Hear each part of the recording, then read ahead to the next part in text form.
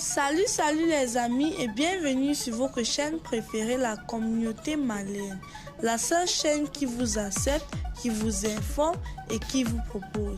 Et bien les amis, avant de commencer, n'oubliez pas de vous abonner sur la chaîne si ce n'est pas fait et activer la cloche de notification.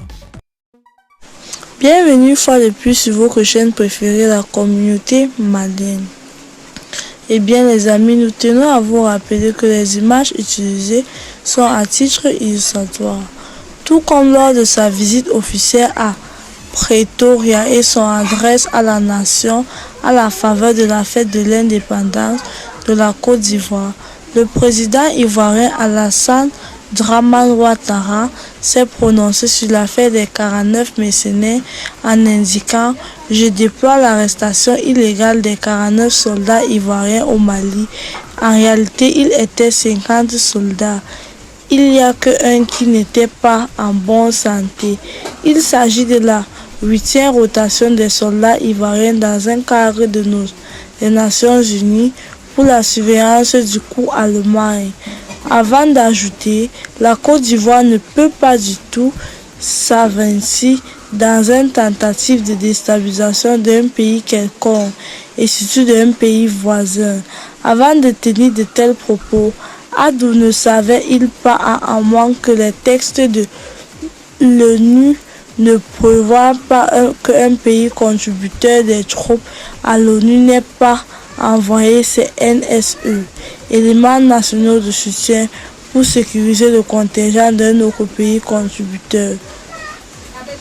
Les NSE ne sont déployés qu'une appoint au contingent de leur pays d'origine pour exécuter des tâches administratives et logistiques exclusivement, selon le ministre Abdoulaye Diop.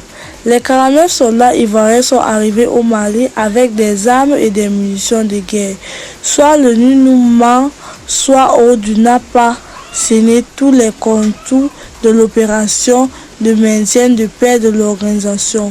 Soit tous les deux se feront de nous, car les soldats arrêtés avaient des badges faux au bon de la MINUSMA. L'ONU et l'Allemagne prétendaient tous les deux que l'indice éléments n'ont jamais été engagés pour sécuriser le contingent allemand.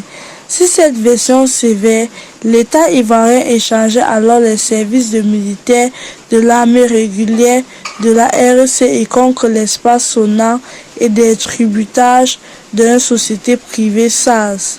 En tout cas, après une première rencontre des officiers supérieurs des deux pays à Lomé, le gouvernement ivoirien a adopté une nouvelle posture dans la résolution de l'audit affaire.